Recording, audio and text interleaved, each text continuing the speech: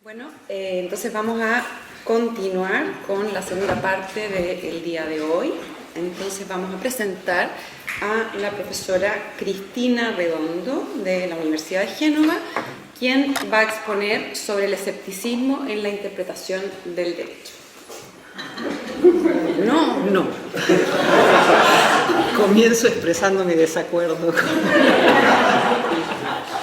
Yo había anunciado mi cambio con alguna antelación, pero bueno, se ve que bueno, es irrelevante, pero no, mi tema es otro, poder ver. Se puede reinterpretar el título. Siempre, usando la teoría de Riccardo Guastini. Bueno, muchas gracias, María Beatriz. María Cristina Redondo. No, en realidad, es verdad, inicialmente había dado ese título, pero bueno, inicialmente lo que quiero decir es gracias, esto es lo más importante.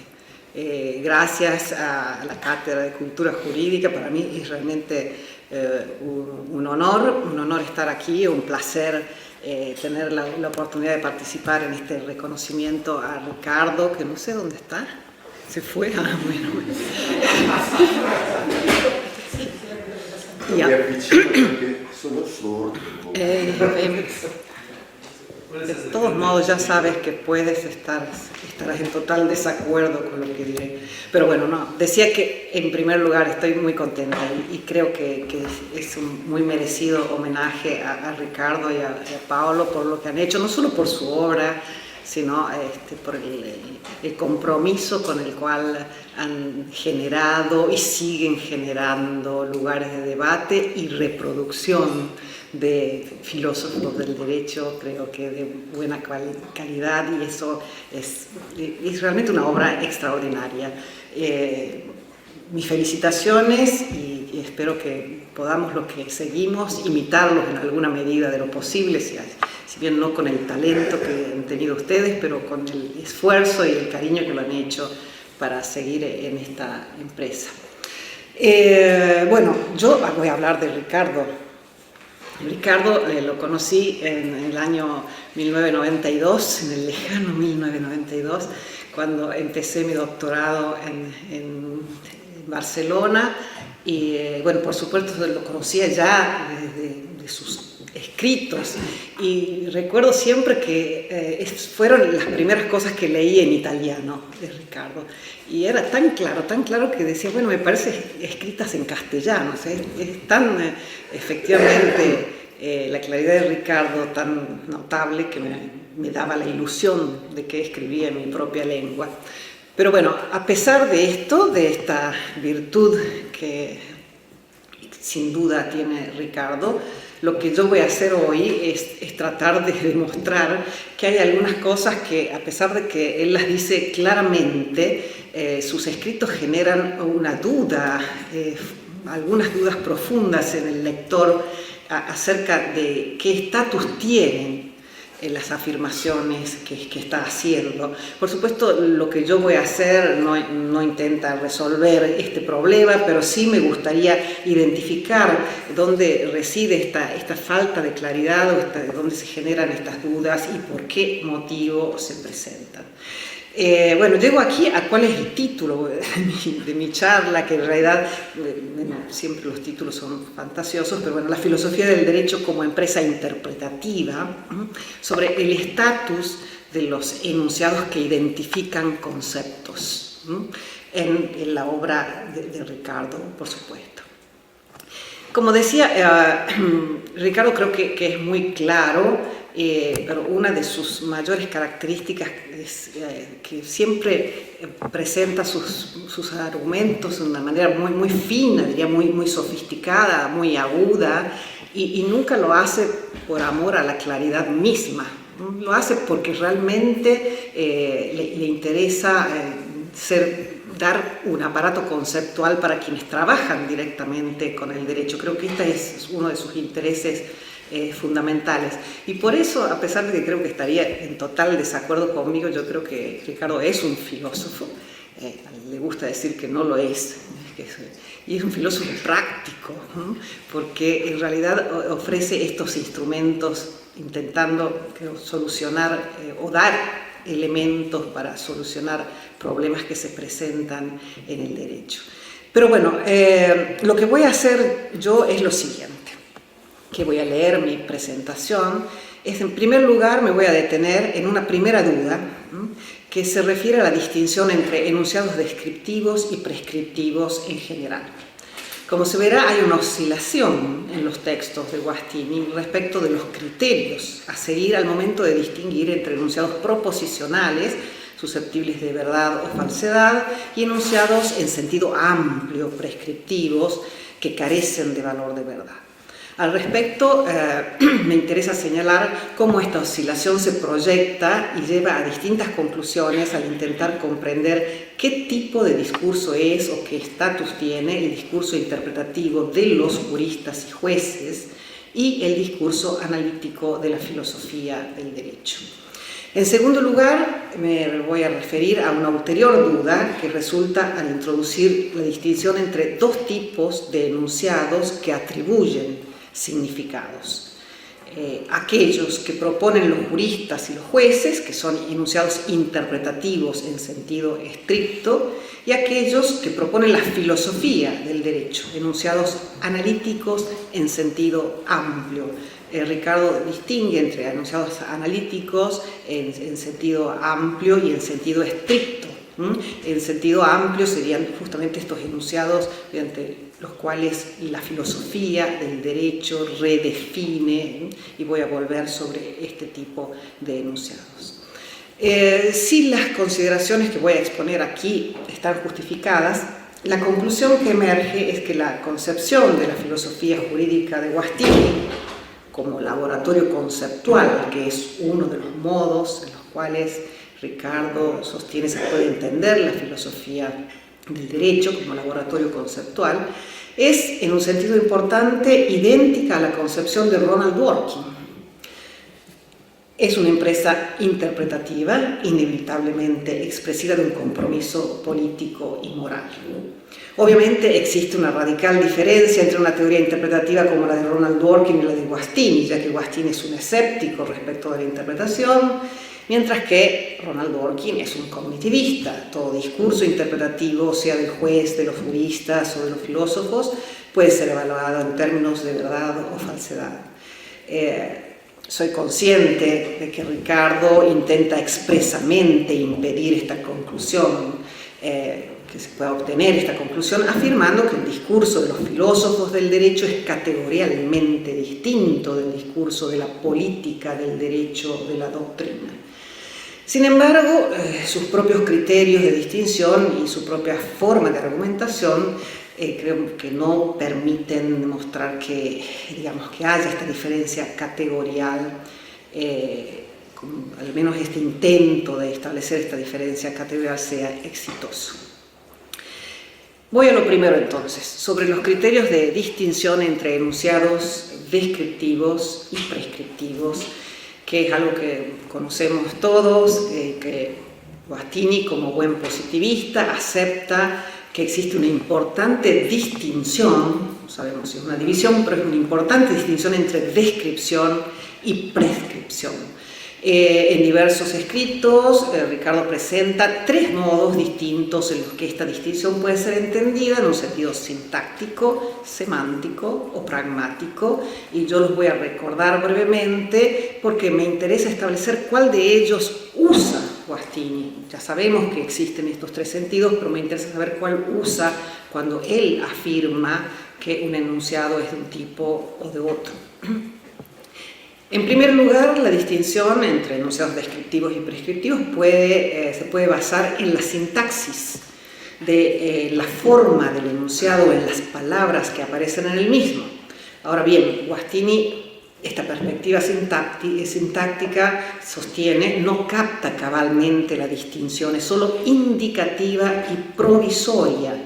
Un enunciado podría ser sintácticamente descriptivo porque tiene una forma gramatical indicativa, pero en realidad expresar una prescripción y viceversa.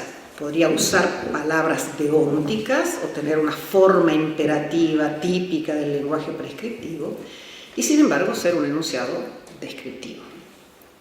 En segundo lugar, Guastini destaca que los conceptos de descripción y prescripción pueden entenderse en una perspectiva semántica. Desde este punto de vista, que un enunciado es descriptivo significa que su contenido es proposicional, susceptible de ser verdadero o falso. Mientras que si es prescriptivo, esto significa que su contenido es normativo y no es susceptible de verdad o falsedad.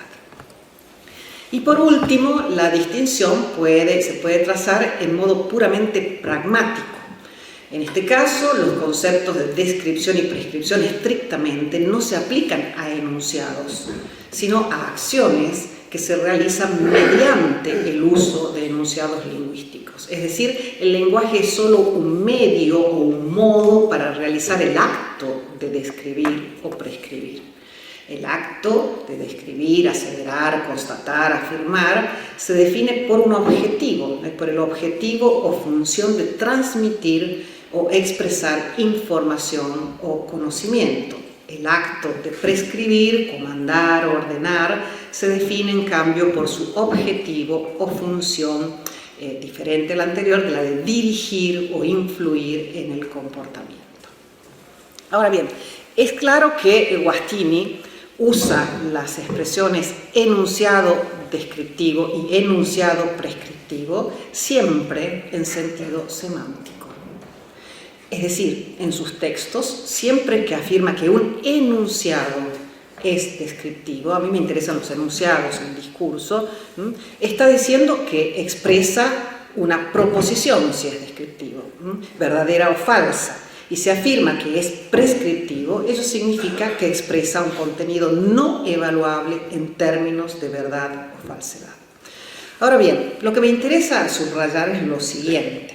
Para establecer cuándo un enunciado es descriptivo y expresa una proposición y cuándo es prescriptivo y expresa una prescripción en sentido amplio, Guastini usa distintos criterios que se entrecruzan entre sí. Por ejemplo, en Il diritto come linguaggio, los textos de Ricardo, él sostiene expresamente que podemos captar esta diferencia semántica entre enunciados susceptibles o no de evaluarse como verdaderos o falsos, observando que con cada uno de estos tipos de enunciados se requiere al oyente o al lector un tipo de reacción diferente. Nos dice Guastini que es descriptivo y proposicional un enunciado que requiere una reacción de carácter teórico, una creencia. Siempre, por supuesto, pueden ser creídos verdaderos o falsos, pero requiere una creencia. Por el contrario, un enunciado es prescriptivo, carente de valor de verdad, si requiere una reacción de tipo práctico, concretamente si requiere obediencia, aunque ciertamente pueden ser obedecidos o desobedecidos. En otras palabras, aquello que determina que un enunciado sea considerado carente de valor de verdad o susceptible de ser verdadero o falso es la concreta pretensión del hablante en un momento determinado de provocar reacciones diferentes en el destinatario. Este criterio es ciertamente pragmático y radicalmente contextual, es decir, si adoptamos esta perspectiva, un enunciado no es en sí mismo descriptivo o prescriptivo. Lo será contingentemente en la medida en que en una determinada ocasión se use para o con la pretensión de expresar conocimiento o con la pretensión de influir en el comportamiento. El mismo enunciado, según sea la actitud con la que se lo profiere, será susceptible o no de verdad o falsedad. Guastini usa efectivamente este criterio cuando señala, por ejemplo, que el enunciado, el homicidio es sancionado con la reclusión, ¿cierto?, será expresión de una proposición o de una prescripción según sea la pretensión de quien lo emite en un contexto dado. Ahora bien, cabe observar que con el mismo criterio, tanto los enunciados empíricos que se refieren a hechos como los analíticos en sentido amplio, que se refieren a conceptos, serán proposicionales o no, según sea la pretensión con la que se emitan. Por ejemplo, el enunciado, en este lugar hay una corriente de aire, tiene contenido empírico, pero será expresión de una proposición o de una prescripción según si se lo propone con la pretensión de informar o la de obtener que el interlocutor se comporte en cierto modo. Es importante ver que si uno usa un criterio pragmático de este tipo, el contraste descriptivo-prescriptivo no permite identificar dos tipos o clases generales de enunciados. Él permite solo identificar tokens mediante los cuales el hablante realiza un tipo de acción descriptiva o prescriptiva según qué se proponga provocar en el interlocutor cuando profiere un enunciado. En segundo lugar, Guastini usa un criterio diferente que se aleja de la actitud del hablante. Concretamente, en 2001, Guastini analiza enunciados que predican una propiedad normativa de una acción, tales como es obligatorio hacer o abstenerse de hacer P, por ejemplo, pagar el impuesto a la renta. Como es sabido, según algunos autores, un enunciado como este podría ser descriptivo, expresión de una proposición verdadera o falsa, pero normativa, una proposición normativa. Al respecto, Guastini sostiene que un enunciado de este tipo o bien no expresa en absoluto una proposición, o bien si la expresa, ella es empírica, no normativa.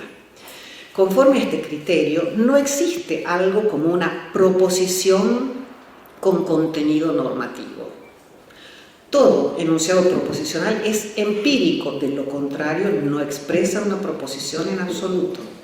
Por esta razón, él sostiene que la forma lógica correcta, enmascarada en la engañosa formulación que ascribe una propiedad deóntica a un comportamiento obligatorio, pagar el impuesto a la renta, es la siguiente.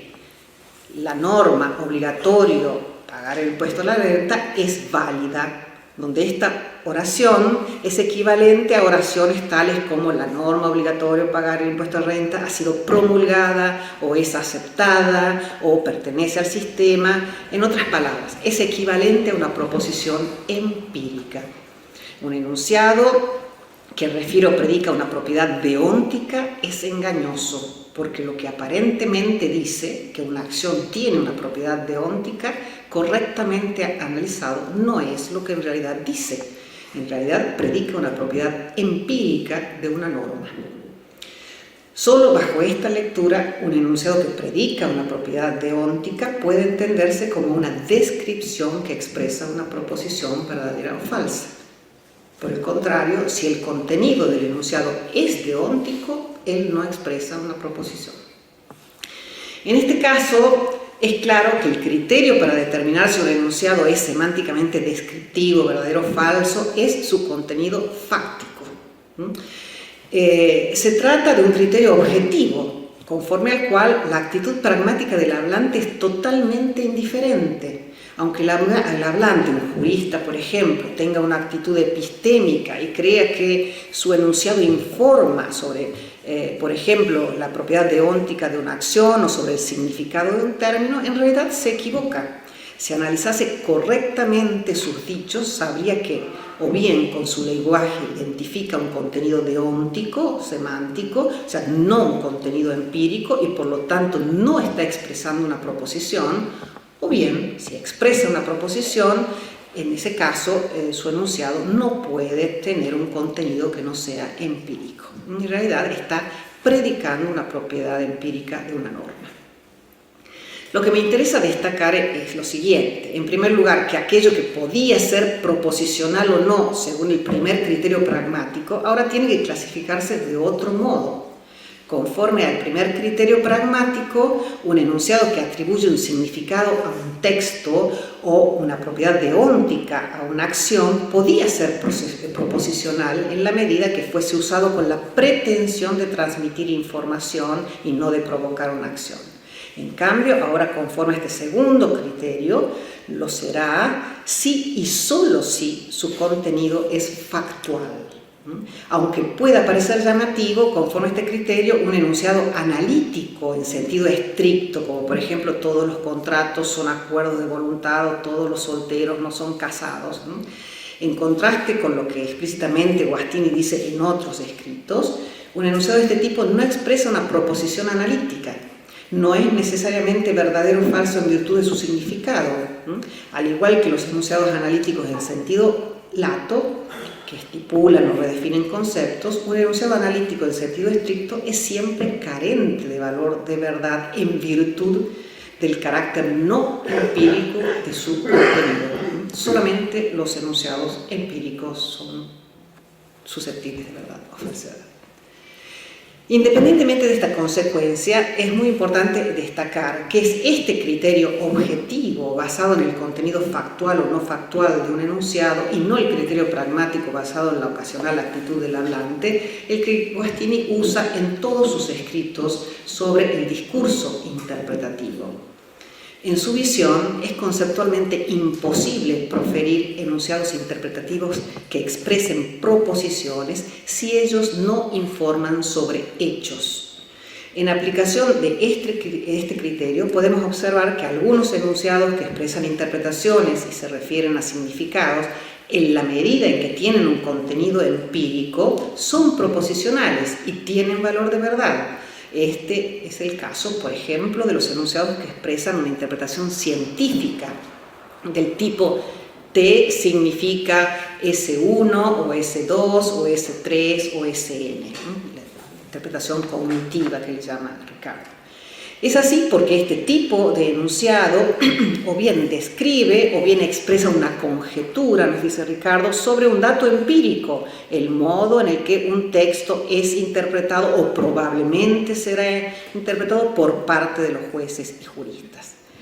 Asimismo, y en aplicación del mismo criterio, Guastini se ve obligado a reconocer que un enunciado como el antes mencionados, la norma obligatorio P, obligatorio pagar el impuesto a la renta, que es ya fruto de una interpretación, o sea, pertenece al ordenamiento jurídico vigente, no siempre es expresión de una proposición verdadera o falsa.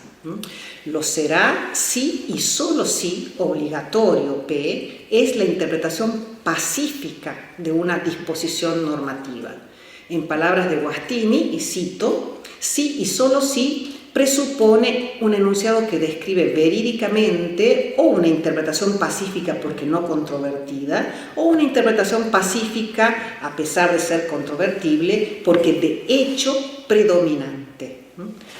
Por otro lado, por la misma razón, tampoco podemos decir que un enunciado interpretativo en el sentido estricto del tipo T significa S, un enunciado interpretativo en sentido estricto, sea siempre ascriptivo y carente de valor de verdad.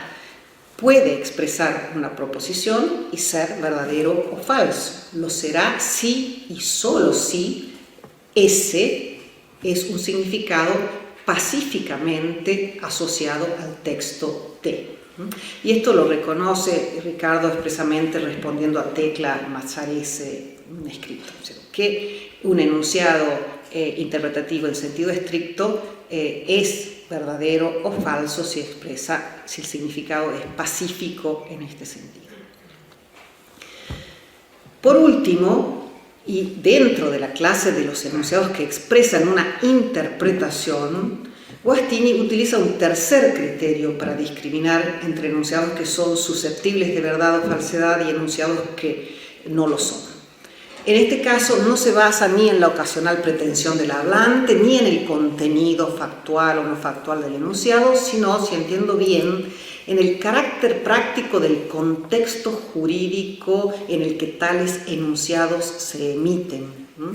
Conforme a este criterio, un enunciado que identifica un significado, aunque sea pacífico y aunque el hablante crea que expresa conocimiento, es siempre un enunciado normativo carente de valor de verdad en el ámbito jurídico, dice Ricardo. Ello es así al menos por dos razones. Primero, porque en el ámbito jurídico el significado depende de una decisión interpretativa. En tal sentido, cuando un juez o un jurista formalista sostienen, por ejemplo, que el matrimonio significa la unión de dos personas de distinto sexo, aunque estén convencidos de expresar conocimiento o de hecho identifiquen un significado vigente o dominante, cuando dicen lo que dicen, están expresando una preferencia. Podrían haber interpretado de otra manera, ¿no? Y en ese sentido el enunciado es normativo, carente de valor de verdad. En segundo lugar, y sobre todo, porque el significado que ellos asocian a la expresión lingüística, a pesar de lo que crean y de su probable carácter pacífico, incide en la identificación del contenido de las normas jurídicas. Y este es un punto que Ricardo subraya. De hecho, en el ámbito jurídico, el significado de las disposiciones jurídicas, es decir, las normas, son el resultado y necesariamente dependen de estas atribuciones de significado. Este criterio también permite explicar, aunque en modo diferente, por qué los enunciados que expresan una interpretación científica son cognitivos, verdaderos o falsos. Lo son en la medida en que ellos no expresan una decisión ni deciden sobre el contenido del derecho. Por el contrario, presuponen un contexto cooperativo que mira a captar los significados que efectivamente son considerados admisibles en una comunidad de intérpretes. Ahora bien, si la razón por la cual es cognitivo un enunciado que identifica los distintos significados posibles de un texto es que dicho enunciado no expresa una elección ni incide sobre el contenido del derecho, allí donde la inclusión de un significado dentro del cuadro sea polémica o de ella pueda decirse que incide en la toma de decisiones prácticas, habría que concluir que aunque aparentemente científico o cognitivo, en realidad dicho enunciado expresa una decisión, la de incluir o no incluir un significado dentro de la lista de los admisibles. En este caso, el enunciado, aun cuando no escoja un significado y se limite a presentar un elenco de posibles sentidos, debería considerarse expresión de una preferencia de política del derecho. Asimismo, teniendo en cuenta este criterio, surge la inquietud, y a ella me voy a referir a continuación, sobre si no cabe decir lo mismo de las redefiniciones de conceptos propuestas por la filosofía en el ámbito del derecho, ya que ciertamente ellas expresan una preferencia de quien las propone y de hecho pueden incidir en el contenido del derecho. En conclusión, lo que he intentado mostrar es que el uso de distintos criterios por parte de Guastini, sin que él fije una posición única, provoca en el lector de sus textos más de una duda. Estando a sus propuestas, es lícito llegar a conclusiones contrastantes al momento de evaluar el estatus de sus propias afirmaciones y, en general, el estatus de cualquier enunciado proferido por un hablante en un momento y lugar determinados. La segunda dificultad a la que me quiero referir está conectada con la anterior, se conjuga con la anterior, aunque es diferente de ella, se refiere al estatus de los enunciados analíticos de la filosofía del derecho. Esta dificultad surge, digamos, se relaciona con una distinción que Guastini intenta trazar entre dos tipos de enunciados que adscriben, atribuyen o deciden sobre el significado de ciertos términos y responden a la estructura T significa S. Concretamente me refiero a los enunciados analíticos en sentido amplio, mediante los cuales los filósofos del derecho redefinen determinados conceptos, y a los enunciados interpretativos en sentido estricto, mediante los cuales los juristas o los jueces redefinen o deciden sobre el significado de ciertos términos o disposiciones jurídicas. Antes, un pequeño paréntesis de dos palabras de presentar la dificultad, quiero aclarar que no me estoy refiriendo a la empresa de análisis conceptual como actividad típica de la filosofía del derecho, aunque a mí me gustaría saber la opinión de Ricardo sobre la empresa del análisis conceptual, que puede ser concebida y la es de distintas maneras por distintos autores.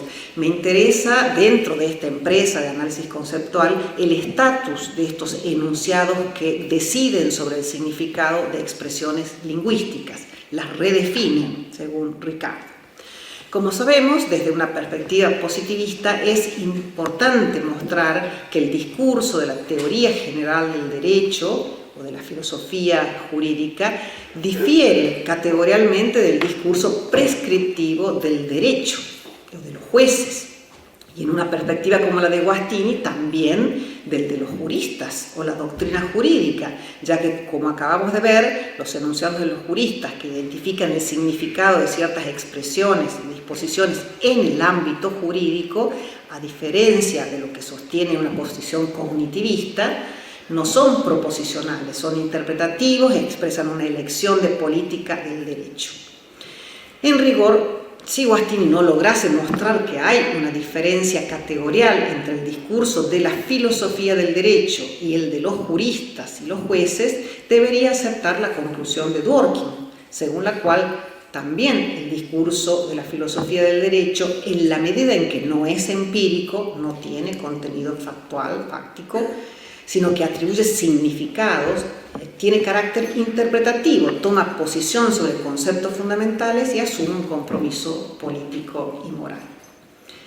La duda en este caso se refiere a cómo Guastini logra establecer una diferencia categorial entre el discurso de la doctrina, que se asume como un discurso interpretativo de política del derecho, y el discurso de la filosofía del derecho, entendida como laboratorio conceptual.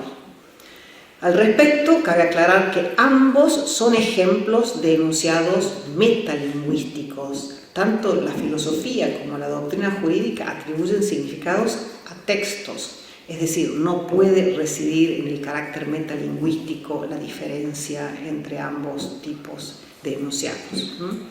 A su vez, ambos son ejemplos de discursos directivos resultantes de una elección y que deciden sobre el concepto, sobre los conceptos jurídicos en el ámbito del derecho. En otras palabras, tampoco puede residir en esto la distinción. Según Guastini, la distinción crucial residiría en que, como vimos conforme al tercer criterio que enuncié antes, el discurso interpretativo del jurista, cito, incide sobre la identificación del contenido del derecho, mientras que el discurso analítico de la filosofía jurídica incide, y cito, en el modo de describir el derecho. Sobre la base de este criterio, el primer discurso tendría una función práctica y debería ser considerado un discurso político, cuya función es guiar el comportamiento, mientras que el segundo, el de la filosofía del derecho, aun siendo fruto de una decisión, tendría una función epistémica de organización y expresión del conocimiento, y por ello debería considerarse un discurso metodológico, digamos.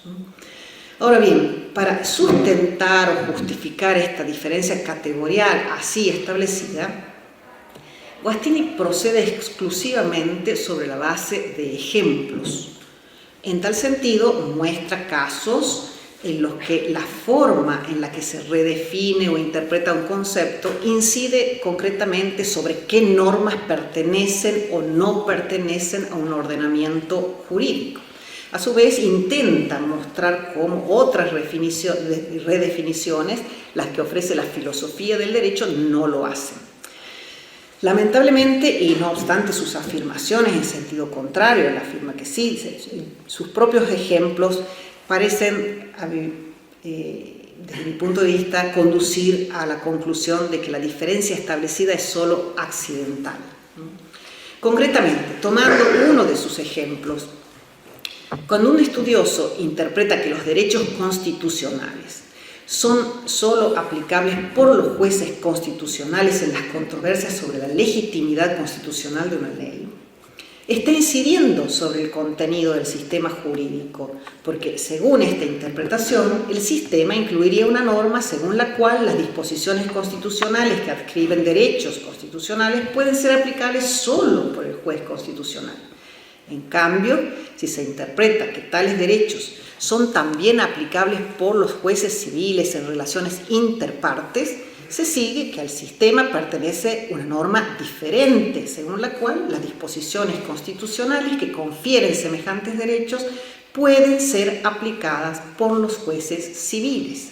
En suma, esta decisión interpretativa es parte de una doctrina del derecho, incide sobre el contenido del derecho. En contraposición, según Guastini, si un estudioso sostiene que las sentencias de un tribunal constitucional no forman parte de las fuentes del derecho, y supongamos, digo yo, que otro sostiene que sí forman parte de las fuentes del derecho, solo se puede inferir que ellos se expiden sobre el hecho de que en el elenco de las fuentes no tienen, o si tienen, que estar incluidas las sentencias del Tribunal Constitucional. Dicho análisis, según Guastini, se pronunciaría solo sobre el concepto de fuente de derecho. Es decir, no cabría concluir que conforme a la primera opinión, el ordenamiento jurídico contiene una norma según la cual las sentencias del Tribunal Constitucional no son fuente de derecho y conforme a la segunda, el ordenamiento contiene una norma que las incluye como fuente del derecho. En realidad, estas consideraciones para mí son desconcertantes. No se ve por qué en el primer ejemplo podríamos llegar a la conclusión acerca de las normas que pertenecen a un sistema jurídico y en el segundo no. O sea, en realidad moldear el concepto de fuente del derecho, incluyendo o excluyendo algunas, por ejemplo, las sentencias del Tribunal Constitucional, entre ellas, incide en el contenido del derecho tanto o más de lo que incide en moldear el concepto de derecho fundamental como un tipo de derecho que solo puede ser aplicado por los jueces constitucionales. Aún más, si tomamos en consideración un concepto muy abstracto como el de validez, que está entre aquellos que típicamente analiza la filosofía del derecho, si dos estudiosos acuerdan en que la validez determina la pertenencia de una norma a un sistema, pero según uno de ellos la noción de validez requiere la satisfacción de valores morales, mientras que según el otro la validez ha de entenderse solo en términos del respeto de ciertos procedimientos establecidos, ¿cómo podemos bloquear la conclusión de que, según la primera posición, al sistema no pertenecen las normas que contrastan ciertos valores? Y según la otra posición, en cambio, ellas sí pertenecen en la medida en que han sido regularmente emanadas. En general, no se ve cómo se podría impedir que la redefinición de nociones aparentemente muy delgadas como la de validez, aplicabilidad, lagunas, ponderación, etc., incidan sobre qué normas pertenecen o qué normas son aplicables en un caso concreto. Con mayor razón cuando la redefinición afecta a nociones más densas como la de autoridad o reforma constitucional o jurisdicción constitucional. Más allá de los ejemplos, el criterio propuesto, según el cual un enunciado que redefine un concepto es meramente analítico de filosofía del derecho o en cambio interpretativo o doctrinario, según si él incide en la identificación de las normas de un sistema jurídico, es poco preciso y discutible. Ciertamente el criterio no puede ser el hecho de que las definiciones de la doctrina de hecho inciden y los de la filosofía no. Esto significaría que la distinción se hace depender del éxito que tengan ciertos autores. Las definiciones propuestas por estudiosos famosos que son citados por los jueces en sus sentencias serían un ejemplo de discurso interpretativo y doctrinario político, mientras que las redefiniciones propuestas por estudiosos poco conocidos y no usados por la jurisprudencia serían ejemplos de análisis conceptual filosófico. Es claro que Guastini intenta distinguir dos tipos categorialmente diferentes de empresas, una de carácter epistémico, cognoscitivo, y una de carácter práctico, político, moral. El problema es que los enunciados en los que se expresa el análisis de un concepto, por una parte y por hipótesis, no tienen un contenido empírico, razón por la cual, aplicando el criterio, uno de los criterios que vimos, el segundo, en ningún caso estos enunciados analíticos pueden juzgarse cognoscitivos. Por otra parte, como acabamos de ver, tampoco parece funcionar el tercer criterio, que es el que explícitamente defiende Guastini. Los enunciados analíticos de la filosofía, al igual que los interpretativos de la doctrina, son producto de elecciones que pueden incidir en la identificación del contenido de un ordenamiento jurídico. A este punto solo cabría regresar al primer criterio pragmático, o sea, de la pretensión con la que se enuncia. Sin embargo, si este es el caso, Guastini debería corregir radicalmente su posición y admitir que los enunciados interpretativos de la doctrina, de los jueces o en general de cualquier operador del derecho, pueden ser tan cognoscitivos como los de la filosofía del derecho, porque ello depende de la ocasional actitud o pretensión de quien profiere el enunciado y no del hecho de que sean frutos de una decisión, todos lo son, o de su potencial o actual incidencia sobre el contenido del ordenamiento jurídico, que un aspecto que no podemos bloquear o impedir. En otras palabras, no es posible afirmar que los enunciados analíticos de la filosofía del derecho sean categorialmente diferentes de los enunciados interpretativos de la doctrina o de los jueces. En realidad, lo categorialmente diferente sería la actitud epistémica o práctica, descriptiva o prescriptiva, con la que quien quiera que sea, un filósofo, un doctrinario, un juez, un abogado, puede asociar un significado a un texto. Obviamente, cualquier criterio que se proponga dará lugar a casos poco claros o marginales de aplicación. El punto que he intentado señalar es que el criterio de la incidencia sobre la identificación del contenido del derecho no es una idea que genere dudas en sus casos marginales, en su aplicación a casos marginales. El problema reside en que no marca una delimitación en absoluto.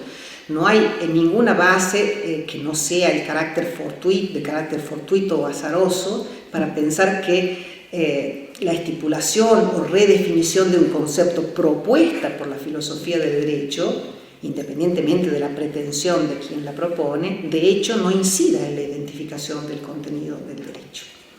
En fin, con lo que no he intentado sugerir que con lo que he dicho que Guastini no disponga de una buena respuesta que muestre en modo general cómo se resuelven estas dos grandes dudas que he señalado. En primer lugar, y más allá de la utilidad de recordarnos que las expresiones enunciado descriptivo, enunciado prescriptivo son ambiguas y que se caracterizan en modos que llevan a conclusiones diferentes, la pregunta es cómo debemos entenderlas y usarlas en el interior de la teoría de Guastini para obtener un resultado coherente. En otras palabras, la pregunta no es cómo son, han sido o pueden llegar a ser entendidas estas ideas en una determinada sociedad, sino cómo piensa Guastini que se ha de entender esta división, si es que es una división, entre discursos prescriptivos, carentes de valor de verdad, y descriptivos, evaluables en términos de verdad o falsedad. Asimismo, cómo debemos entender la división entre enunciados interpretativos que pueden considerarse de carácter político y moral y aquellos que hacen lo mismo, pero que tendrían carácter epistémico o cognoscitivo. Mis comentarios solo apuntan, digamos, a estimular esta respuesta, de la cual seguramente, como siempre, tendremos mucho que aprender. Muchas gracias.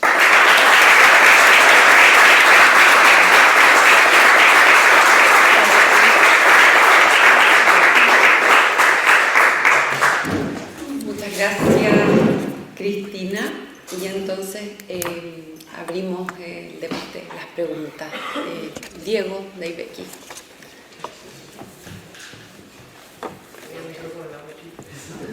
Grazie. Riccardo deve replicare, scusate. Che tu devi.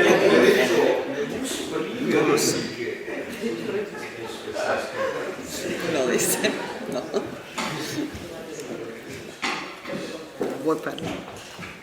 Sì, prima o poi. Vabbè. Grazie. No sé, había un montón de cosas que decir. Diré algunas de una forma un poco random. Enunciados interpretativos.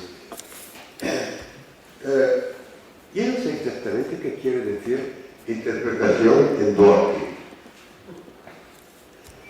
claramente no quiere decir lo que yo, los juristas en general, entendimos por interpretación, es decir, más o menos asignar significado a un texto. El Dworkin no quiere decir esto, o de todas formas no solo esto. Eso es lo que llama interpretación, es una empresa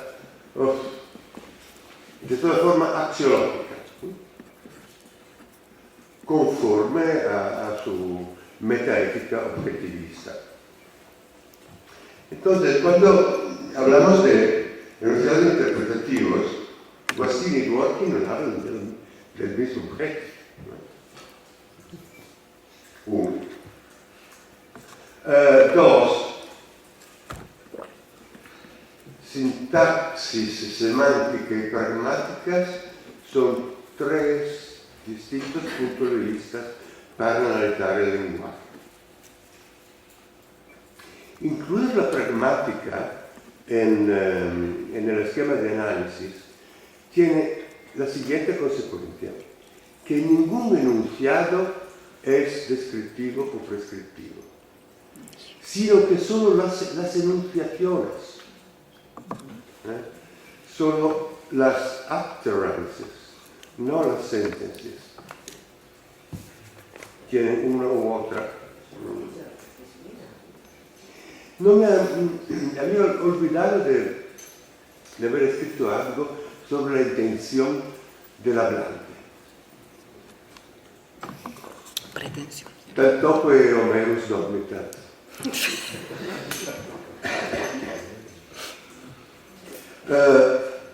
Los enunciados deónticos, los enunciados que escriben una propiedad deóntica a una acción, o bien son enunciados empíricos disfrazados, o yo diría mal formulados, o bien no son nada, porque en el mundo no existen propiedades deónticas.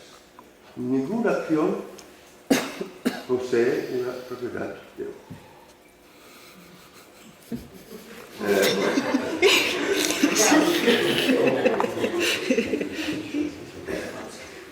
Hay obligaciones en el mundo. Probamos a argumentar. Out there, hay derechos. No, todas estas cosas son entidades del lenguaje. Pero, bueno, el lenguaje también es una parte del mundo, pero creo que nos hemos entendido. Yo he notado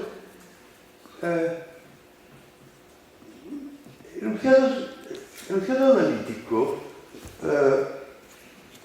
es una expresión que tiene, según las circunstancias, los contextos, dos significados muy distintos. En un sentido, digamos, fuerte, analítico quiere decir tautológico.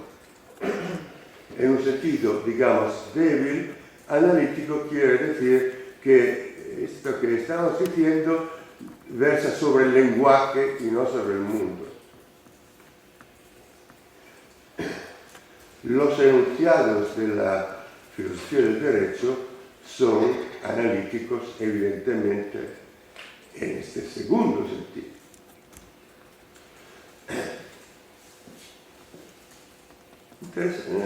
Paréntesis. Eugenio pensaba que las definiciones de los términos por los juristas o los jueces de los términos empleados por el legislador eran analíticas. ¿En qué sentido? Porque presuponía que tenían un significado, entonces si lo cantaban. Es decir, anche Eugenio, como Homero, como Guattini, tal vez se dormía, como se dice aquí. No, estaba convencido. Análisis conceptual. Yo no sé muy bien qué quiere decir análisis conceptual. Veo solo dos posibilidades. Una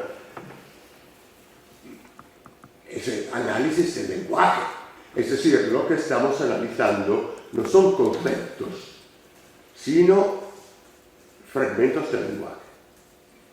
Segunda posibilidad, sí, lo que estamos analizando son exactamente conceptos. ¿Qué quiere decir? La sola cosa que puede significar es que estamos elaborando las implicaciones de un concepto previamente definido.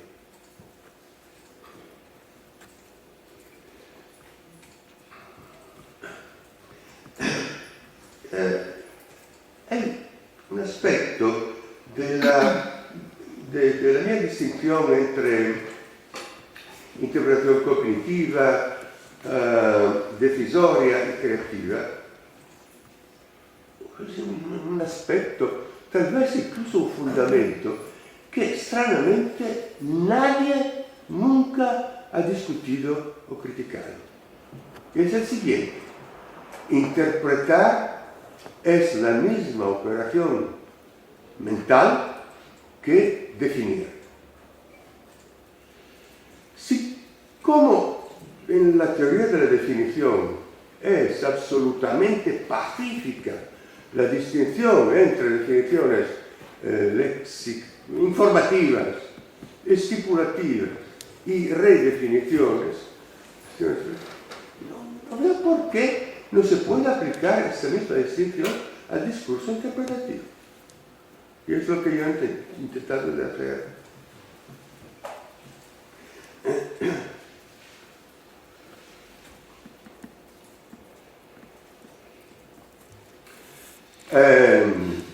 Un'ultima cosa, esta idea que un enunciado deontico de un jurista,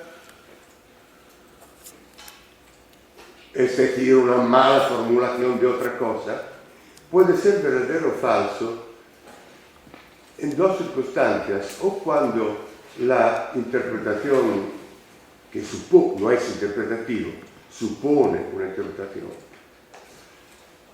es una interpretación absolutamente pacífica, o bien totalmente consolidada. Es una idea de Paolo. Está escrito, que trovo che encuentro perfetta, está dentro un ensayo donde Pablo discute si, en qué sentido el derecho puede ser considerado algo preexistente a las actividades de los juristas. Diritto positivo, 2 esercizi di dissezione. Gracias, Ricardo. Entonces, antes, Diego, voy a darle la palabra a Cristina por si quiere responder. Bueno, sí, bueno, yo estoy muy de acuerdo con tus comentarios, Ricardo, pero no van al punto que yo intentaba, digamos, presentar. A ver, es verdad que Dworkin, por lo que dijiste, dice muchas cosas sobre la interpretación en las cuales tú no estás interesado, pero parcialmente dicen lo mismo. Para Dworkin es atribuir un significado a una práctica o a cualquier objeto cultural, con lo cual el lenguaje entra, o sea, no es lo único que le interesa y no es lo que fundamentalmente le puede interesar en una cultura anglosajona a este autor, pero que la interpretación de textos es interpretación para Dworkin, es interpretación, sí, y es más, dice, tómensela en serio, porque de ahí hay que partir en algunos contextos. O sea, por supuesto que a Dworkin le interesa la interpretación, la pone en un marco más amplio, pero atribuir significado a un texto es interpretación para ti y para Guastini. Para ti y para Dworkin. O sea que están diciendo, él probablemente le interesan muchas otras cosas más. Mi problema es que él no tiene ningún problema en decir, bueno, toda interpretación es claramente político-moral. En cambio, tú quieres hacer esta distinción positivista que yo no veo. Representar una práctica según su luz mejor. Tiene que ver con la interpretación. Porque tiene que ver con lo que tú dices, que cuando un jurista hace esto, cuando un jurista o un juez lo hace, tú admites, cuanto admite Dworkin, que esto es un ejercicio de política del derecho.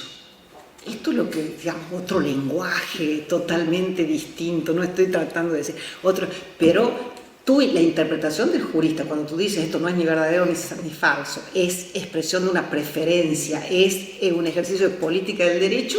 ¿Qué es esto de diferente de lo que está diciendo Dworkin cuando dice, bueno, sácale la parte metafórica, mejor luz, esto es expresión de una preferencia política? Tú estás diciendo lo mismo de los enunciados de los juristas. Ahora me tienes que decir cómo logras bloquear que la interpretación que hace el filósofo del derecho sobre los mismos conceptos, con una intención, ya lo dice expresamente, de conocimiento, de organización de conocimiento y demás, no sea también expresión de una política del derecho. O sea, esto es lo que yo veo, que no veo cómo lograr lo que Dworkin no quiere lograr, al contrario, quiere decir, no, fíjense, por eso todo el discurso interpretativo es igual. En cambio tú me dices, no, aquí hay un fraccionamiento, el discurso interpretativo del jurista es política del derecho, en cambio el de la filosofía del derecho no lo es, y ahí me debes todavía una aclaración. Con lo restante estoy de acuerdo, la distinción pragmática efectivamente da lugar a distinciones dichos, los tokens solamente, o no hay clases de enunciados de un tipo o de otro. Y luego, vuelvo a decir, entiendo el criterio que si no es tuyo, es de Paolo, digamos, la idea del contenido factual, creo que es tu idea, que esto es coherente en tu discurso. Para ser proposicional un enunciado tiene que tener contenido factual, si no, esto aparte es muy coherente con un realista, o sea, esto tiene que decir un realista, creo yo, ¿no? Si tiene contenido factual, entonces este es el criterio, ¿no? Para distinguir cuando... Yo lo único que trato de mostrar es que es uno de los criterios que utilizas, porque luego, o sea, en otros contextos, siguiendo también a Sony, o sea, la distinción se basa en que, bueno, los enunciados se inciden en la decisión porque no se hacen en un contexto cooperativo, entonces allí carecen de valor de verdad. En ese ya se cambia el criterio, ya no es el contenido factual, sino lo determinante es si, digamos, son enunciados que tienen esta incidencia sobre las normas que pertenecen a un ordenamiento jurídico o no pertenecen. Esto es lo que hace que en el contexto del derecho uno tenga que ser escéptico, digamos, y diga que esos enunciados no son cognoscitivos, Pero claro, son criterios distintos y esta es mi preocupación, que llevan efectivamente a respuestas distintas acerca de cuándo, digamos, estos enunciados serían proposicionales o no. Pero en general, todo lo que dijiste, yo creo haberlo dicho, no he tratado de discutir que interpretar se pueda asimilar con definir y que entonces uno pueda hacer esta distinción como hay definiciones lexicales, entonces uno puede hacer la misma, digamos, el ejercicio, como se distinguen definiciones de un tipo o de otro, distinguir interpretaciones de un tipo o de otro. Se puede hacer todo esto. La pregunta es cómo lo usas tú para poder establecer estas diferencias. O sea, conocemos estas distinciones, son viables, se pueden hacer. La pregunta es, ¿con cuál te quedas tú para poder decir, aquí hay enunciados interpretativos que son susceptibles de verdad y falsedad y otros que no? Esta es la cuestión, porque tengo distintos criterios, no sé con cuál debería quedarme para poder sostener la distinción. Si no, tengo que decir que ninguno es susceptible de verdad o falsedad, y en este sentido, tómalo, o sea, creo que tu teoría es interpretativista como la de Dworkin, solo que un interpretativismo escéptico, obviamente. No te estoy tratando de atribuir la teoría cognitivista de Dworkin, estoy diciendo que es una empresa interpretativa el filósofo cuando trabaja en su laboratorio conceptual, que es lo que tú dices, está haciendo una tarea interpretativa e en modo ineludible está tomando decisiones que pueden incidir en el contenido del derecho y con lo cual... Pues estás diciendo algo totalmente preanalítico.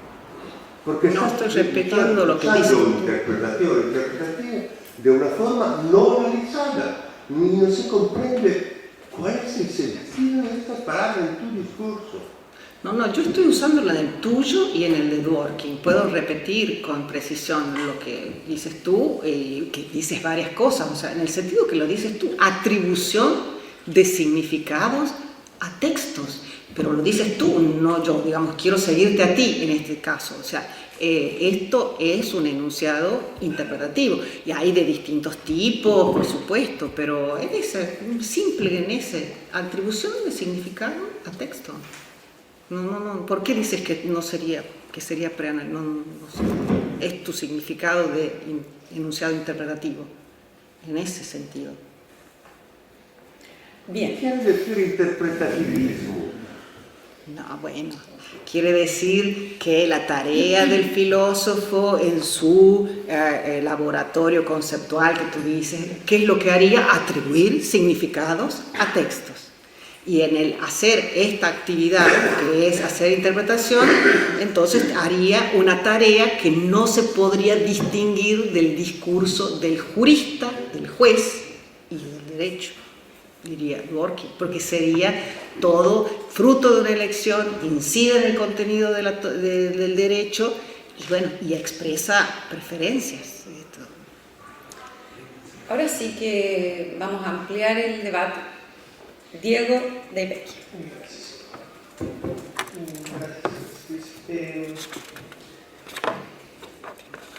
Tenía un comentario sobre esto que han discutido, pero lo dejo de lado y hago una pregunta nomás, que es en realidad como una especie de adenda a una de tus críticas. O sea, al primer sentido de distinción que criticas a Ricardo entre enunciado descriptivo y prescriptivo, o mejor dicho, la primera crítica que expresaste, ¿no? Porque Ricardo, decís, trata de trazar esta distinción en el sentido semántico, en un caso, en un texto, pero refiriendo a la exigencia de ciertas reacciones de los oyentes, con lo cual el criterio en realidad termina siendo pragmático. Se pide, en el caso de los enunciados descriptivos, se exige una creencia al oyente, y en el caso de los prescriptivos una acción. Y vos decís, el problema que tiene esta distinción, además de que es pragmática en sí misma, es que solo permite identificar tokens y no types, con lo cual cuando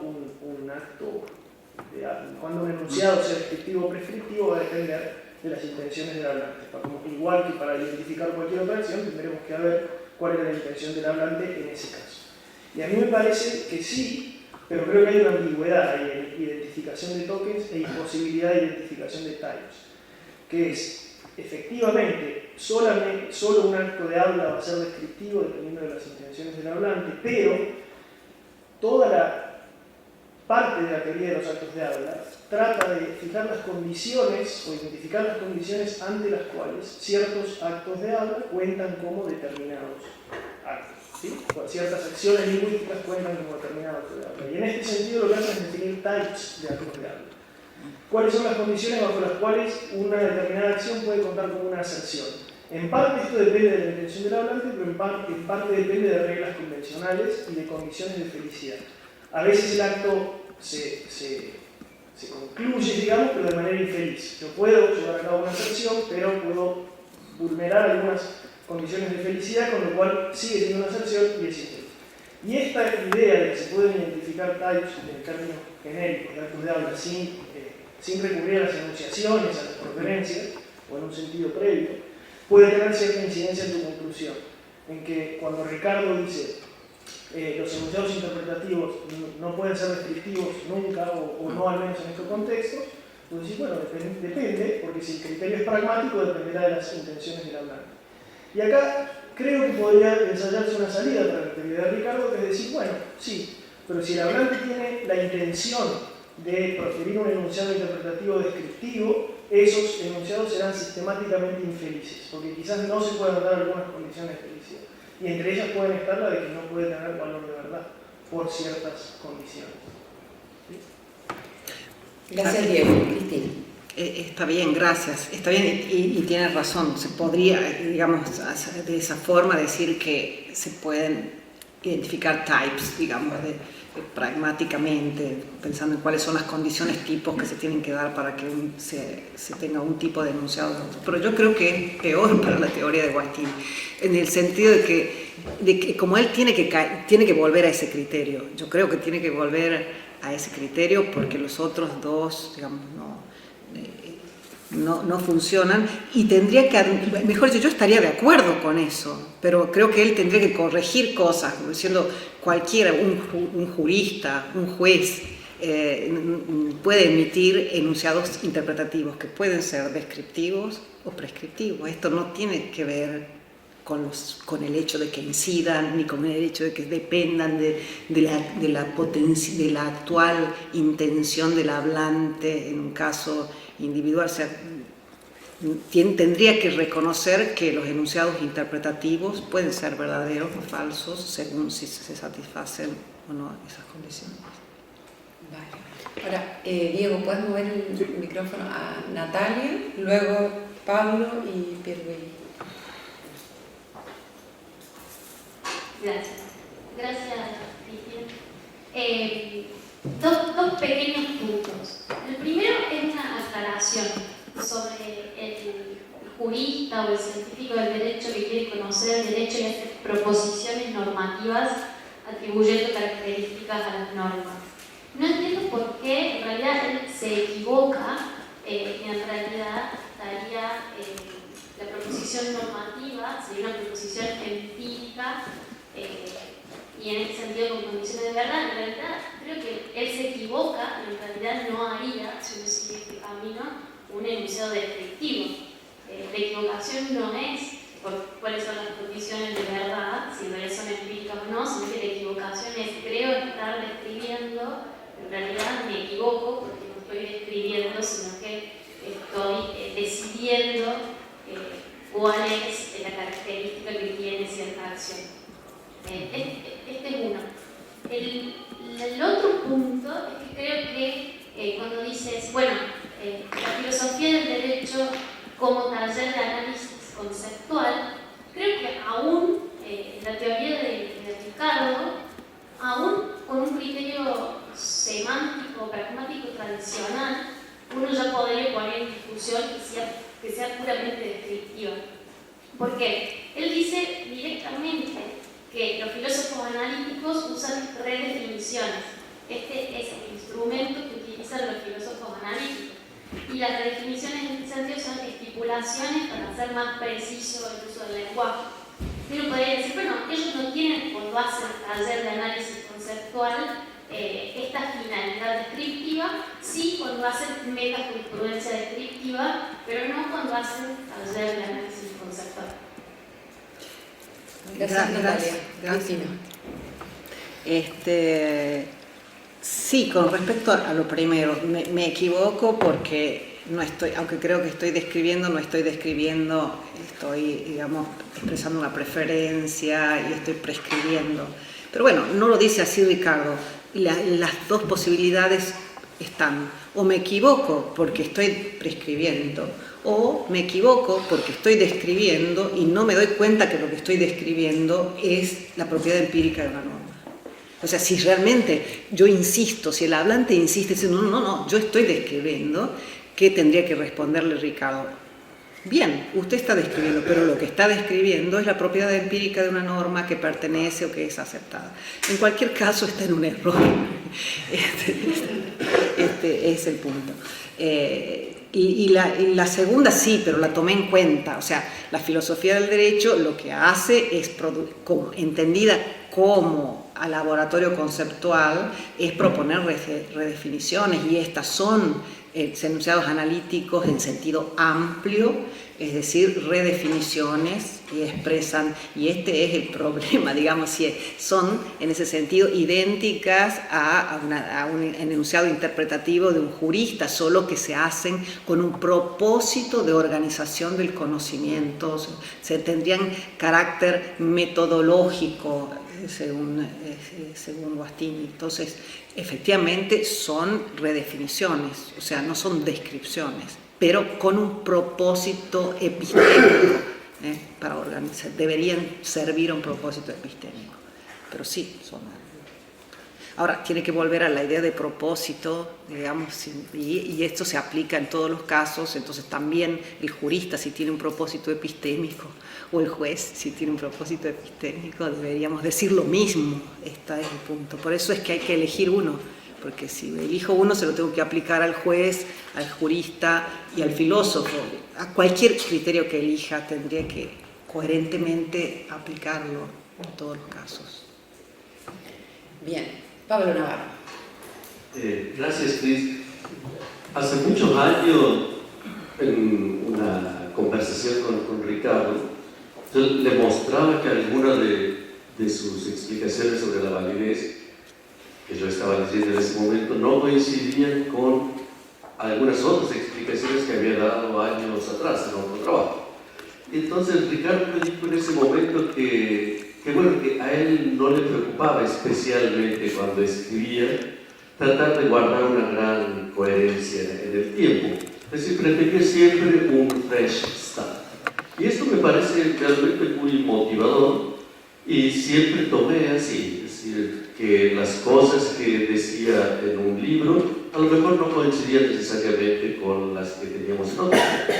Y me parece muy interesante tu esfuerzo de decir no es que sean cosas completamente desconectadas, sino que hay una tensión. Los distintos cambios Dejo de funcionar.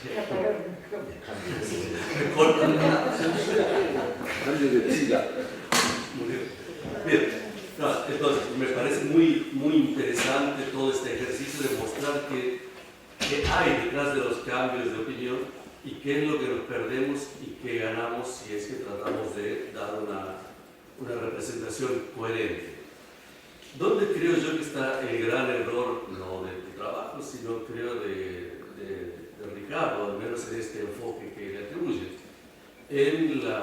Primero la identificación de los enunciados descriptivos con aquellos que tienen valor de verdad y los prescriptivos con los que carecen de valor de verdad. Esto me parece que hay un mundo filosófico que dice las prescripciones son verdaderas o falsas. Hoy por hoy es casi la doctrina dominante en lógica deóntica, mientras que hay un montón de gente que dice hay descripciones que no son ni verdaderas ni falsas. Entonces, esto me parece que requiere una justificación extraordinariamente más profunda. El segundo error es el de identificar los enunciados normativos con las proposiciones normativas y que si no son un sinsentido. Esto que las propiedades deónticas y cosas por el estilo no tendrían cabida en un discurso y por tanto hay que reducirlas a proposiciones normativas. A mí esto me parece un error y yo resistiría esto. Cuando von Wright en Norma y Acción introduce la idea de proposición normativa, la introduce junto a la idea de enunciado normativo. Y esto tenía una importancia. Yo voy a decir solamente cuál me parece que es el precio que uno paga, por ejemplo, si es que asume esta propuesta de Ricardo. Un ejemplo muy trivial. Y no quiero decir que sea un golpe de knockout, simplemente cosas que tienen todavía que trabajar. La idea de que un enunciado normativo, por ejemplo, cuando un jurista afirma que todos los homicidas deben ser castigados con prisión. No el legislador, sino el jurista.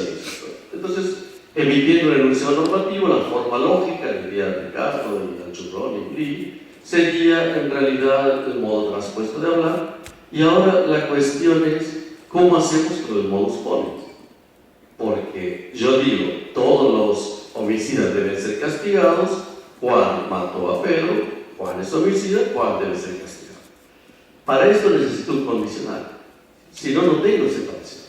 En cambio, la frase de la proposición normativa no es un condicional. Ni siquiera es un enunciado general, es simplemente un enunciado existencial que dice, existe en el sistema normativo una norma condicional. Entonces no puedes extraer vía modus ponens la conclusión que extraería cualquier jurista. Y la tercera y última cuestión que va allí detrás de todo esto es ¿qué nos hemos perdido ahí? Nos hemos perdido ver lo que señalaba von Wright y después recordaba Rassi, Hart y Kelsen, la idea de, aparte de la identidad del significado, La conexión que puede haber entre el enunciado normativo y la proposición normativa es el fundamento. Si las relaciones, lo que hoy por hoy se conoce ya, si es que a lo mejor no es así, pero una manera de pensarlo sería a través de una relación de grounding. ¿Sí? Hay una fundamentación. Y gran parte de la teoría del derecho contemporánea es tratar de encontrar bajo qué condiciones emergen las propiedades normativas en cierto tipo de situaciones o acciones. Es decir, ¿por qué no podemos pensar? Yo creo que es un disparate, pero digo, esta es la teoría dominante en muchos círculos, la idea es del Mark River, que son condiciones que están allí y se actualizan bajo ciertas circunstancias. Entonces, la idea es que las acciones tendrían propiedades intrínsecas, esto es una idea bastante conocida, pero el revival de esto es, ahí está, ahí para discutirlo. Entonces, nos hemos perdido, asumiendo que entre enunciado normativo y proposición normativa hay una relación de identidad y significado, nos hemos perdido verlo como una relación de fundamento. Y esta sería una alternativa para poder, digamos, trabajar con esto. Gracias, Cristina. Bueno, muchas cosas, Pablo, interesante. A ver, sí, probablemente Ricardo creo que ganaría mucho si aceptase, negase la bivalencia, por decir, y diría aceptar que hay enunciados que no tienen, digamos, aceptar esta división que te critica Pablo. Probablemente si uno abriese el panorama y dijese, no hiciese esta asimilación entre descripción, valor de verdad, prescripción, no valor de verdad, se abren otras, pero que habría que explorar qué resultados producen en su teoría. Pero efectivamente yo varias veces he intuido que él tendría que hacer un movimiento de ese tipo. Luego, con respecto a lo de las proposiciones normativas y von Wright, ahí, bueno, no sé, es un tema muy amplio, habría que ver. Yo creo que es coherente Ricardo cuando hace lo que hace. O sea, un empirista puro tiene que reducir esto y lo reduce. O sea, no hay propiedades deónticas. Y entonces te explico, y esta es también o sea, cuál sería el error, o sea, la verdadera forma lógica de lo que estás diciendo es un enunciado que si predica algo y si tiene valor de verdad, tiene que tener un contenido factual empírico. Esto es digamos, si uno es un empirista duro, lo tiene que hacer. Luego uno lo puede criticar, pero está bien yo entiendo por qué lo hace, digamos, y me parece que...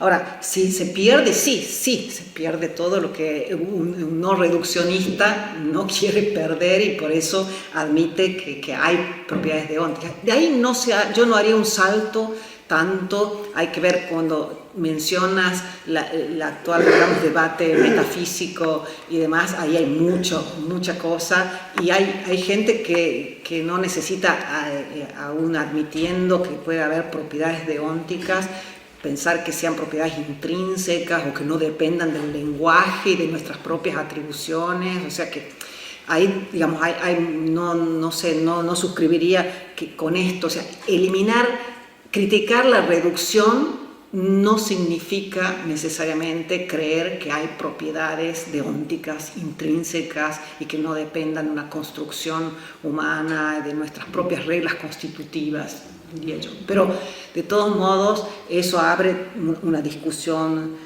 muy grande.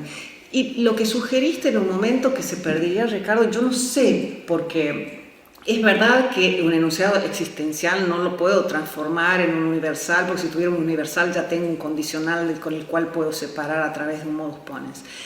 Pero Ricardo diría, bueno, yo tengo una norma, y las normas no son las proposiciones, y él no niega, digamos, las normas, y podría admitir que a partir de una norma se puede razonar y obtener la conclusión normativa para un caso en particular. O sea, podría seguir esa vía. No veo por qué tenga que perderse nada al respecto, porque olvidémonos de las proposiciones normativas. Las normas se pueden reconstruir como un condicional. Si alguien mata a otro, debe ser sancionado Juan mató a otro, Juan debe ser sancionado. O sea, pero esto directamente a partir de la norma, sin tener que ir, bueno, pero lo podría hacer, digamos, es una vía que le queda, hay que ver qué significa, cómo hace aplicar una lógica a las normas, pero, digamos, no veo que necesariamente quede en una trampa por el hecho... No es el problema. Bueno. No es el problema, si es que hay lógica no es el problema. Ah, bueno, entonces el esto... problema es con las proposiciones normativas. Está bien, por eso, pero él podría que... Sí, es que efectivamente... Él dice, yo voy a negar esto y entonces tú te generas este problema, y no, porque ese problema yo no lo tengo, porque yo necesito conclusiones a partir de normas.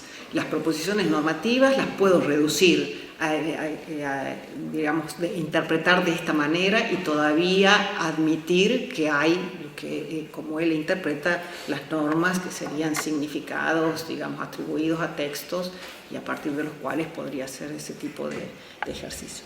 De todos modos, bueno, creo que tus comentarios abren muchas posibilidades que no podría responder en esta ocasión, pero interesante, gracias. Gracias, Cristina. Pierluigi. Gracias, Diego, por acarrear el micrófono. Gracias. Cristina, una ponencia muy provocatoria. Dos cosas. La primera, sobre tu reconstrucción de los criterios que Ricardo utiliza para destacar enunciados descriptivos y prescriptivos.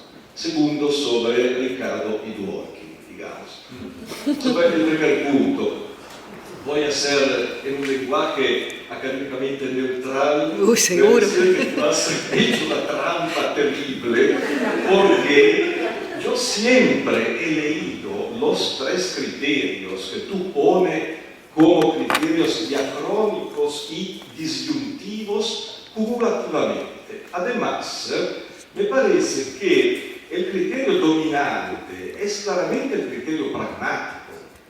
Un criterio pragmático donde, para establecer cuál es el contenido semántico de un enunciado y por lo tanto si es enunciado en sentido amplio, descriptivo o prescriptivo, se tiene en cuenta de la intención del emitente, del contexto de la emisión, de la reacción de los que reciben y de los efectos prácticos si es cosa diferente de la reacción. Entonces, todo esto hace sí que si hay el criterio de la referencia a hechos, por sí mismo no dice nada, porque también las prescripciones se refieren a hechos en un sentido. El problema es cómo se refiere, si para describir los hechos, proporcionando informaciones, o para prescribir que hechos sean realizados, ¿no? Entonces, me parece que esa es una primera duda. Tu reconstrucción juega mucho en una trampa de la disyunción. Son presentados como disyuntivos y son presentados de una forma que me parece no pone en luz el predominio total de la dimensión pragmática. Sin dimensión pragmática no podemos establecer nada sobre la, digamos, función del enunciado. Voy a la segunda parte, digamos, Dworkin y Ricardo. Bueno, Dworkin propone una ideología de la interpretación, en particular de la interpretación constitucional, que tú tienes razón, involucra la interpretación textual, porque las tres etapas son la preinterpretativa, donde voy a establecer los textos, la interpretativa, donde voy a atribuir significado a los textos, sobre la base de una ideología de la Constitución, es decir, un conjunto de principios morales que me forma la base para mi interpretación textuales. Y después hay la etapa de la postinterpretación, donde voy a cambiar las preexistentes interpretaciones de los textos para hacerlas coherentes con el conjunto de principios básicos. Entonces, estamos plenamente dentro de una doctrina normativa, se puede decir, un discurso, una ideología de la interpretación que es el tipo. ¿Qué hace Ricardo? Bueno, me parece que y comparto tu idea del análisis conceptual, que claramente hay una etapa que no es descriptiva, porque la descripción, digamos, se acaba cuando hemos detectado todos los sentidos en que pongamos el término validez, circula en un cierto contexto jurídico en un cierto tiempo. Después hay la fase de la reconstrucción, del refinamiento, yo diría. Por supuesto, se pasan las definiciones, redefiniciones a las propuestas. Esto, claro, es una toma de posición, tienes razón, pero la idea es que se trata de proporcionar a los operadores del derecho un aparato terminológico y conceptual más fino de lo que ellos utilizan antes, es decir, más términos, más articulado y más preciso, para hacer básicamente lo que ya hacían y para percibir mejor el fenómeno. Piensa en la distinción disposición y norma, ¿no? Como es un refinamiento que permite ver mejor el proceso interpretativo. Aquí no hay una toma de posición que influye sobre el derecho, porque simplemente se dice, mira, una cosa es la disposición, otra es su significado, y hay este salto que es la interpretación. Entonces me parece que podemos consentir en que hay claramente una toma de posición frente al aparato conceptual que se construye. Pero esta reconstrucción es en aras de facilitar, dice, epistémica, de facilitar la comprensión por un lado, de facilitar las operaciones por el otro, pero que no tiene nada que ver con la operación de Dworkin, que es claramente una operación de ideología de la interpretación. Bueno, gracias. Cristina. Gracias, Pierluigi. No, yo estoy de acuerdo con lo que dices. A ver, efectivamente los distintos criterios que propone Ricardo, que conocemos porque no son propuestas suyas, o sea, son, digamos, la distinción sintáctica, pragmática o semántica, digamos, simplemente él expone, estos son criterios existentes, no me los inventé yo, y bueno, y está bien, o sea, uno los puede leer de distinta manera, y una es decir, no hay que leerlos diacrónicamente, no hace falta, lo que pasa es que yo digo, bueno, hay que ver cuál usamos. Uno es hacer elencos y otro es usar uno. Cuando yo distingo, estoy usando uno. No puedo usar dos contemporáneamente que no dan resultados similares porque tengo problemas. Esto es todo. La pregunta es esa. Y también estoy de acuerdo contigo en que él querría, y creo que hay una prioridad, un predominio del criterio pragmático. Esta es la idea. Pero claro, entonces si uno lee todo su discurso, que por otra parte, como le acabo de decir a Pablo, es coherente, según la cual para ser proposicional tiene que ser factual, si no, no hay verdad o falsedad, ya lo pragmático no tiene nada que ver.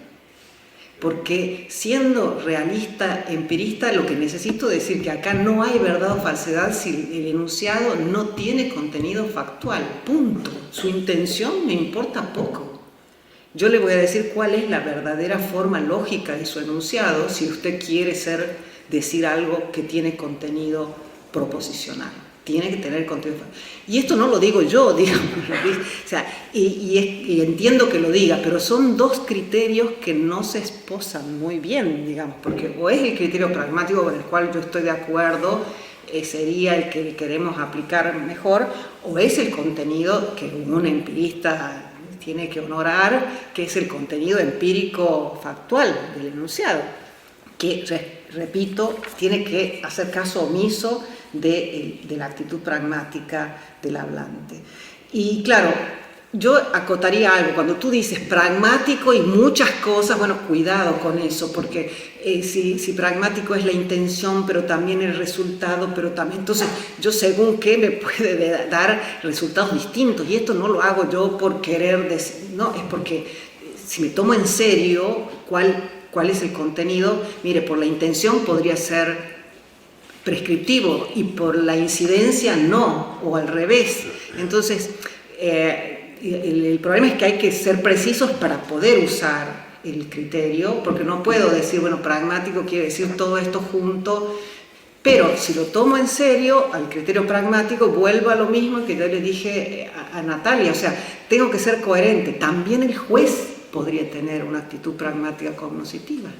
También el jurista podría tener una actitud pragmática cognoscitiva. Entonces tengo que decir que el criterio prescinde de decir que si la actividad del jurista o del juez. No, el criterio es pragmático y esto no depende de qué rol tenga, si yo tengo una toga o si soy... O sea, el criterio es ese. No puedo decir luego que el discurso de los juristas se distingue, en el discurso de los juristas habrá enunciados verdaderos y falsos y otros no, o sea, depende de la pragmática y no.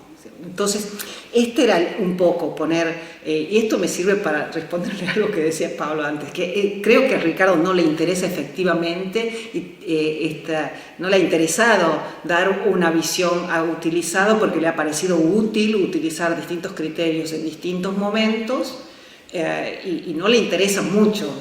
Ricardo escribe como Shakespeare, de una obra de arte en cada caso, y no le importa la que le escribió lo antes. Esta es nueva, ¿no? Pero bueno, siendo una obra filosófica, uno tiene, digamos, la intención de ver cuál es la idea general del autor, cosa que uno no hace con un literato que le concede que escriba una obra totalmente distinta en una ocasión posterior, aunque diga cosas distintas de lo que dijo antes. Por eso. Pero bueno, volviendo, efectivamente estaría de acuerdo con que el criterio pragmático es el predominante, pero esto requeriría que Ricardo dijese que no es el criterio factual, que no hay por qué reconstruir esta forma lógica, que no se equivoca nadie aquí, no tiene, o sea, es simplemente encontrar en su obra un filo, un hilo que lo lleve, digamos, coherentemente. Y respecto de Dworkin, que es verdad una provocación, pero es una provocación que tiene un punto, es que es el que quiero señalar, nada más, no quisiera. Dworkin tiene explícitamente una teoría sustancial de la interpretación inspirada, o sea, coherentemente en valores políticos morales. O sea, esto no es lo que está haciendo Ricardo. Estoy diciendo que hay una noción de interpretación, de emitir enunciados interpretativos, en decir, la teoría del derecho es un ejercicio interpretativo porque los juristas están atribuyendo significados y esta actividad es una actividad en la que el hablante toma decisiones, incide en el contenido del derecho. ¿Interpretativo de qué? ¿Cuál es el objeto de interpretación en este...? En tu caso, de textos. Pero Dworkin también, no importa, esto es lo que estoy diciendo. Sí. Yo estoy haciendo una práctica interpretativa.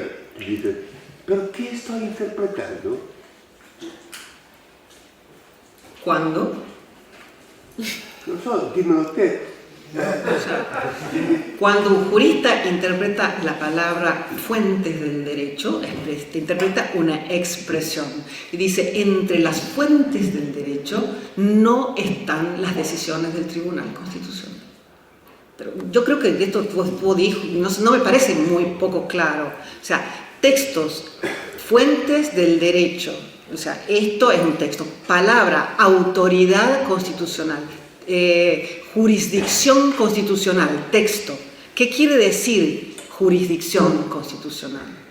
¿No? O sea, ¿qué quiere decir tener textos a los cuales les atribuimos significados? Esto He dicho hace poco que interpretar y definir son el mismo tipo de operación intelectual. Ok, y eso es verdad. Pero cuando me interrogo, me pido cuál sea el significado del término fuente del derecho, no estoy interpretando nada, estoy construyendo un concepto. Estás tomando, dirías tú, o sea, estás redefiniendo un concepto, o estás estipulando o redefiniendo un concepto. Bueno, le estoy atribuyendo, estoy eligiendo un sentido y se lo estoy dando, ¿o no? Esto, no sé, si no, no entendí nada. O sea, si digamos, es una palabra, digamos, fuentes del derecho, expresión lingüística, y yo voy a decir, yo la voy a entender en este sentido y no en este, no incluye las decisiones del Tribunal Constitucional, sí las incluye, dice otro, no sé. Pero bueno, le estoy atribuyendo un significado a un texto. En tu sentido, no estoy hablando de mí, estoy hablando de lo que creo que tú dices textualmente. Esto es, pero el punto es, cualquiera, tanto a Pierluigi como a ti, no quiero decir que para Dworkin y para Guastini el objeto de la interpretación sea el mismo. No estoy diciendo eso. Estoy diciendo que atribuir un significado a ese objeto que por hipótesis es susceptible de tener un significado, digamos, esta actividad parece similar, o sea, si uno, en un caso es muy similar cuando tú hablas de los juristas. O sea, es muy similar porque dices explícitamente que esto es doctrina, esto es política del derecho. Y es lo que dice Guastini. Ahora, lo que pasa es que tú quieres decir que esto cambia cuando pasamos a la filosofía del derecho, y yo quiero ver cómo cambia. No sé, no lo termino de ver cómo cambia. O sea, los ejemplos dados me llevan a la conclusión opuesta, es igual. Estoy atribuyendo en ambos casos, atribuyendo significado a textos que pueden tener incidencia, que implican decisiones, preferencias. No sé. Sí, es que ya el micrófono está en su lugar. Adelante. Gracias, Diego. Hola, ahí está, ¿se escucha? Una nimiedad sobre esto de la distinción entre el lenguaje del jurista y el filósofo del derecho. Primero, no tengo muy claro qué entendemos por jurista acá, como que se manejaron ejemplos, pero nunca una caracterización. Yo tiendo a pensar así, bien automáticamente, en el dogmático, el autor que escribe el Tratado de Derecho Penal y dice, mire, la disposición del artículo 83 ha de interpretarse así, ¿no? Entonces, si ese es el caso, entonces he aquí una sugerencia súper sencilla, con dos elementos con los cuales distinguir el lenguaje del jurista y el filósofo del derecho. No sé si Ricardo estaría dispuesto a suscribir, pero una propuesta. Uno, el punto de vista desde el cual decir que, no estoy pensando en la idea de el punto de vista desde el cual decir que se formula el enunciado en cuestión y el uso, ¿no? Entonces yo soy el jurista, entendiendo al dogmático que puse recién como ejemplo, formula un enunciado en primera persona, en el sentido de, según él, hay que interpretar la disposición de esta o aquella manera. Y a su vez hace uso de normas. Como mínimo hace uso de aquella norma en virtud de la cual piensa que la norma que cree que el artículo que está interpretando expresa es una norma válida y por eso le dedica su atención.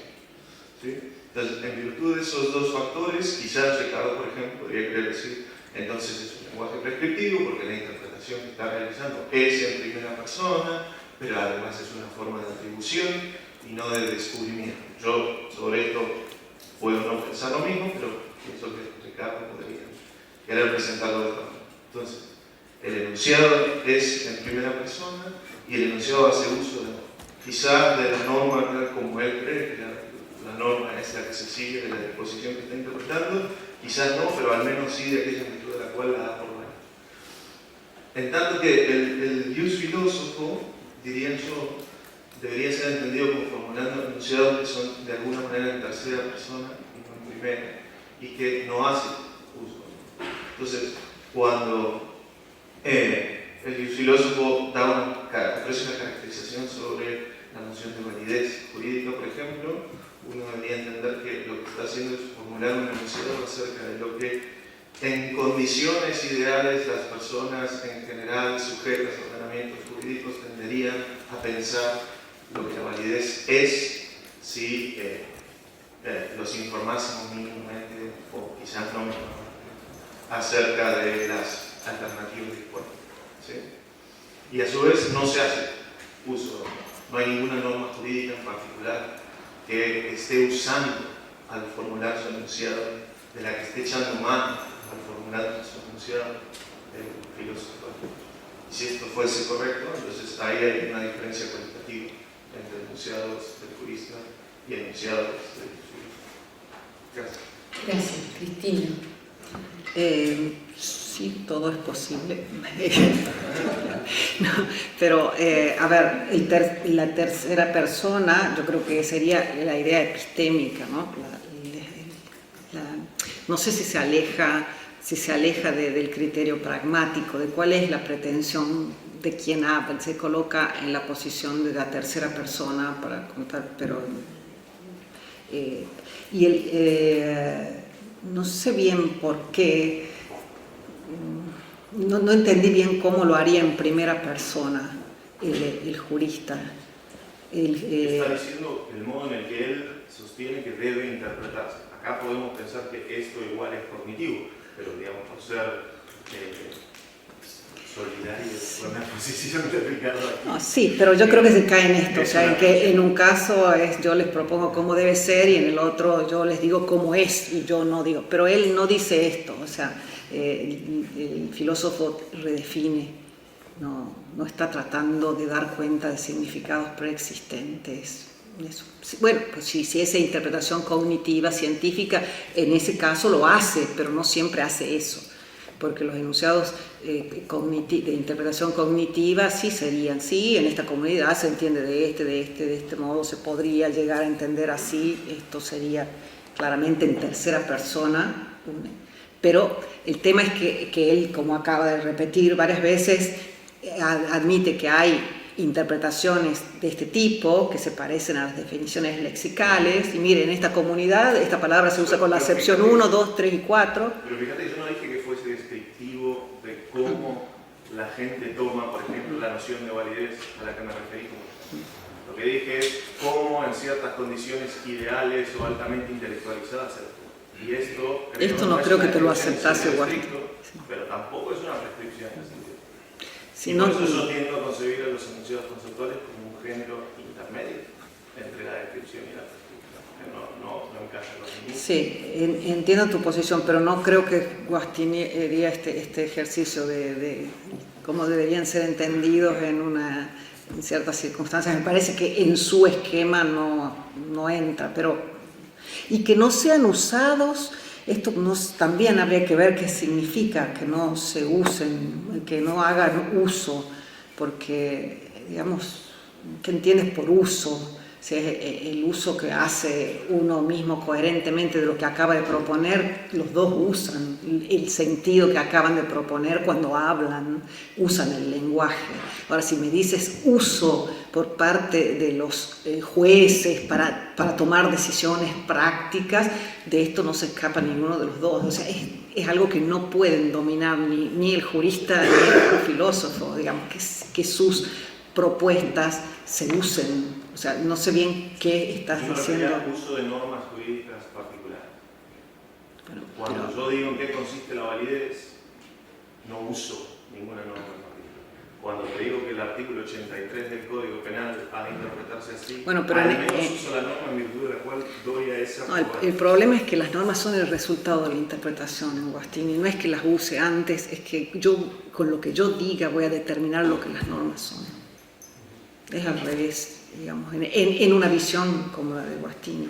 No es que están primero las normas y entonces yo las voy a usar, sino que yo voy a interpretar ciertos textos o ciertas palabras, expresiones lingüísticas, y con eso voy a hacer tal que el resultado de que cuál es la norma sea esta o aquella, interpretando. Entonces me parece que se invierten los sentidos. Pero bueno, sí,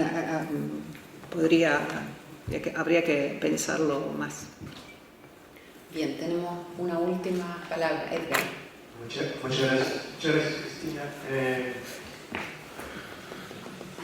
Tengo el siguiente comentario y una pregunta. Trataré de ser breve.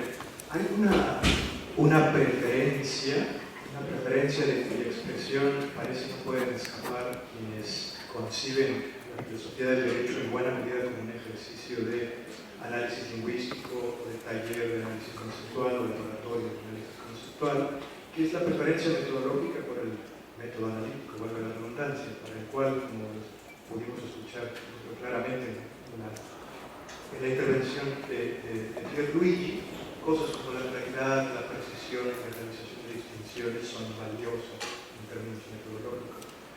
Y mi pregunta es si estas preferencias por este método, esta suerte de política metodológica, política filosófica que parecen expresar en sus enunciados o en su práctica, quienes conciben hacer filosofía, es suficiente para mantener el estatus no proposicional de su discurso, de sus enunciados, y si esto también podría ser suficiente o no, o utilizarse como un criterio para distinguir su discurso de los jueces, porque quienes pueden optar por no seguir el método analítico, es decir, por no seguir la política filosófico-metodológica de escribir, o de más bien de suscribir el método analítico. Muchas gracias. Gracias, Cristina. Ahora, Diego, puedes tomar el micrófono y hacerlo desaparecer, porque no hay más palabras, ¿cierto? Cristina. Bien. A ver, gracias, Edgar. Lo que no sé si te entendí bien, pero si la política presupone lo que está en cuestión, o sea, cuando estamos trabajando en un contexto epistémico y tenemos el objetivo de ser claros, de ser precisos, de introducir distinciones, entonces ya sabemos que estamos en un contexto epistémico con estos objetivos, ¿no?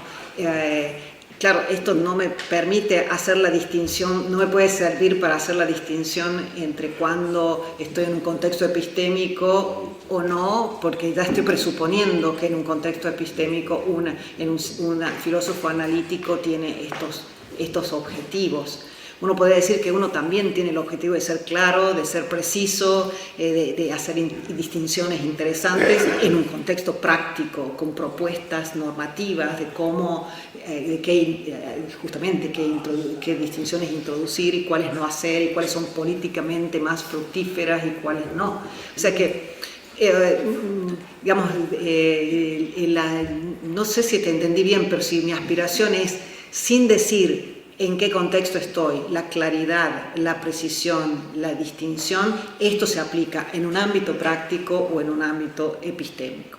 O sea, no me serviría para hacer una distinción entre dos tipos de empresas, ¿no? Ahora, si me dices, no, esto es ya una empresa cognoscitiva, bueno, ya tengo la distinción, o sea, ya sé que cuando tengo, y la distinción sería pragmática, siempre. Yo lo que quiero es conocer, organizar conocimientos, proponer un método que apunta a digamos, con una dirección de adecuación de nuestra mente o textos al mundo, y hacerlo con esa actitud. Bueno, pero esto presupone que la distinción es pragmática.